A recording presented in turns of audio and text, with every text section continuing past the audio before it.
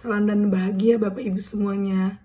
Pada kali ini saya ingin memaparkan hasil analisis saya terkait tugas sesi 8 mengenai sistem pendidikan di negara ASEAN.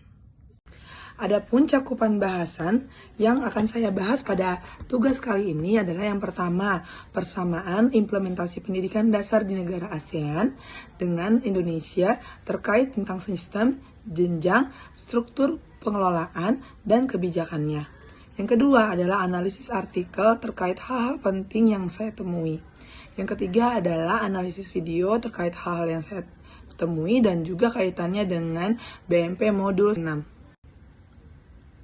Yang pertama adalah komparasi pendidikan di Indonesia dan negara-negara ASEAN serta negara Asia Pasifik terkait sistem dan jenjang pendidikannya. Nah, yang pertama adalah adanya pendidikan formal dan informal atau non-formal. Pendidikan non-formal itu sendiri berupa sekolah dasar, baik itu negeri maupun swasta. Di mana salah satu contohnya jika dikaitkan dengan negara Indonesia, atau pendidikan di Indonesia adalah sekolah negerinya SDN Klender 10 Pagi, dan juga sekolah swastanya adalah SD Global Mandiri Jakarta.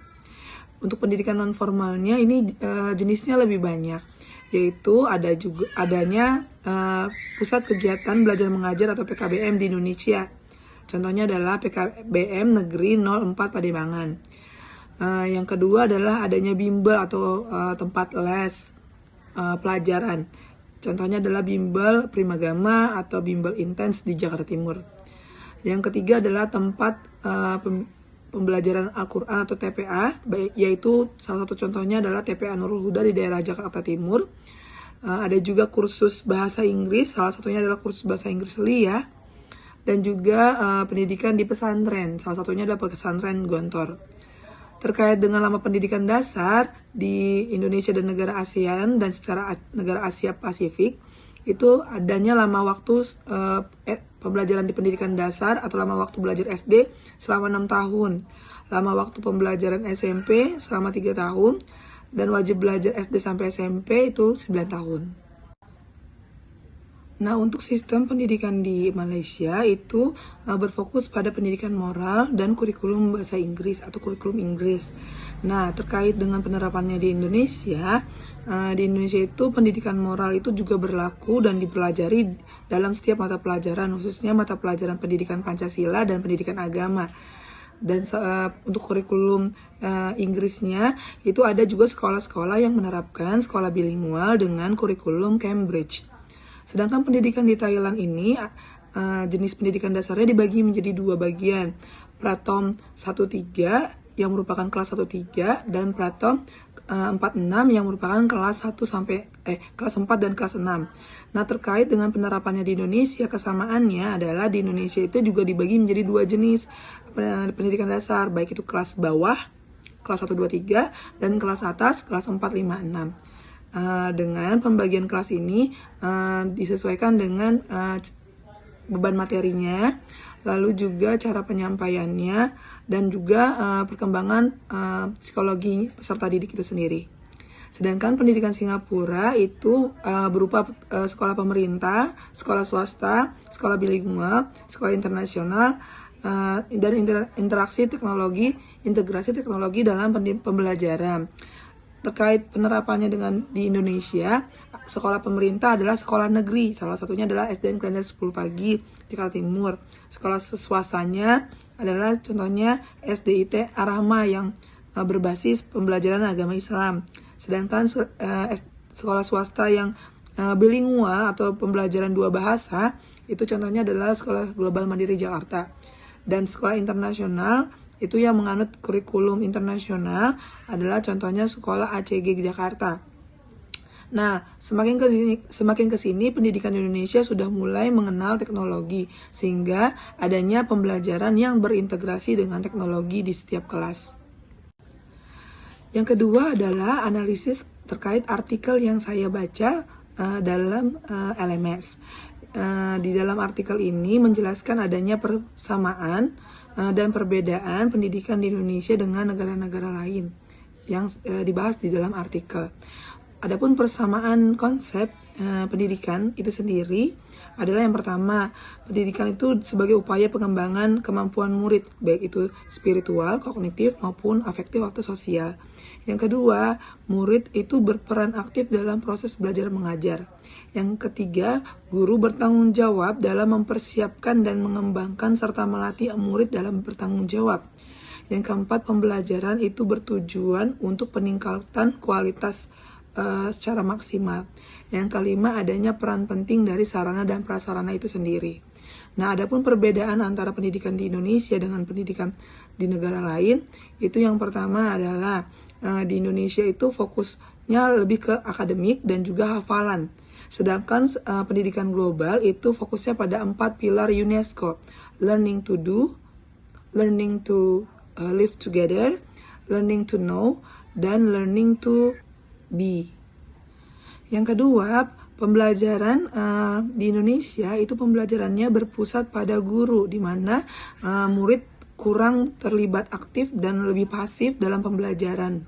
Sementara pendidikan global itu pembelajarannya sudah student center atau pembelajaran yang berpusat pada murid. Guru hanya berperan sebagai fasilitator.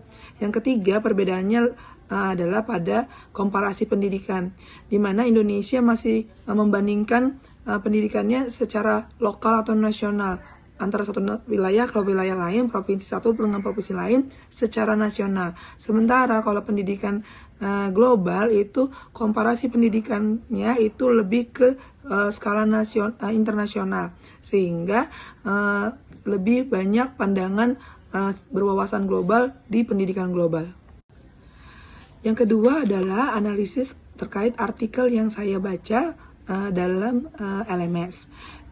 Di dalam artikel ini menjelaskan adanya persamaan dan perbedaan pendidikan di Indonesia dengan negara-negara lain yang dibahas di dalam artikel.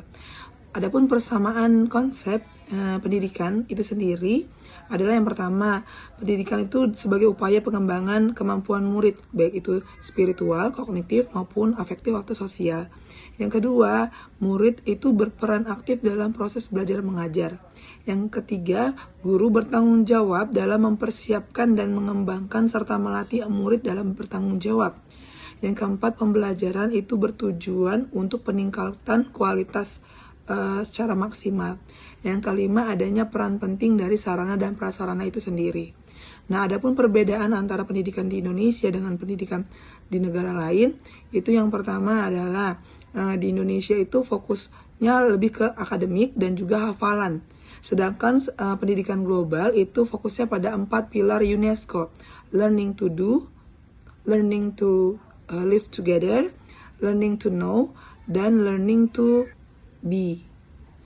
Yang kedua, pembelajaran di Indonesia itu pembelajarannya berpusat pada guru, di mana murid kurang terlibat aktif dan lebih pasif dalam pembelajaran. Sementara pendidikan global itu pembelajarannya sudah student center atau pembelajaran yang berpusat pada murid. Guru hanya berperan sebagai fasilitator. Yang ketiga, perbedaannya adalah pada komparasi pendidikan, di mana Indonesia masih membandingkan pendidikannya secara lokal atau nasional antara satu wilayah ke wilayah lain, provinsi satu dengan provinsi lain secara nasional. Sementara kalau pendidikan global itu komparasi pendidikannya itu lebih ke skala internasional, sehingga lebih banyak pandangan berwawasan global di pendidikan global. Video tersebut juga menjelaskan tentang tantangan pendidikan di ASEAN, yaitu aksesibilitas pendidikan dan juga penyediaan serta peningkatan sarana dan prasarana baik itu di daerah maupun di kota. Adapun permasalahan terkait pemerataan pendidikan juga dialami dan dijelaskan dalam video ini, yaitu kekurangan guru di daerah 3T. Yang kedua, kekurangan buku teks yang berkualitas. Yang ketiga, rendahnya kesadaran tentang pentingnya pendidikan bagi orang tua dan murid. Yang keempat, kondisi ekonomi dan sosial keluarga, dan adanya juga kesenjangan penduduk di daerah dan juga di perkotaan, serta keterbatasan anggaran. Nah, terkait AQRF atau Asian Qualification Reference Framework, itu merupakan suatu kegiatan yang membandingkan kualitas pendidikan antar negara ASEAN. Tujuannya adalah setelah melakukan perbandingan, diharapkan setiap negara akan berusaha untuk meningkatkan kualitas pendidikannya agar setara atau bisa lebih baik dari negara-negara lain di ASEAN. Berdasarkan analisis video yang sudah saya paparkan sebelumnya dan saya kaitkan dengan modul BMP modul 6, itu yang pertama adalah sistem jenjang, struktur pendidikan, dan kebijakan pengelolaan suatu negara ASEAN itu dipengaruhi oleh peraturan dan undang-undang yang berlaku di suatu negara, sejarah suatu bangsa atau negara tersebut, kondisi dan karakteristik suatu negara, serta nilai-nilai dan budaya yang berlaku di negara tersebut. Yang kedua adalah sebagian besar negara-negara ASEAN itu memiliki sistem jenjang, struktur pendidikan, dan kebijakan pengelolaan pendidikan yang sama atau serupa karena memiliki kondisi dan latar belakang negara yang sama di antara negara-negara ASEAN. Kesimpulannya, studi komparasi pendidikan antar negara ini, terutama negara ASEAN dan Asia Pasifik, itu dapat menjadi bahan perenungan dan pedoman serta evaluasi bagi suatu negara untuk dapat meningkatkan kualitas pendidikannya supaya tidak tertinggal bahkan jauh lebih baik dari negara lain. Demikianlah paparan analisis artikel, video, dan pembahasan terkait modul 6 yang sudah saya paparkan. Terima kasih atas kesempatan dan perhatiannya. Semoga paparan yang saya boleh sampaikan dapat bermanfaat bagi Bapak Ibu semuanya. Terima kasih. Saya mohon maaf jika ada kesalahan. Terima kasih.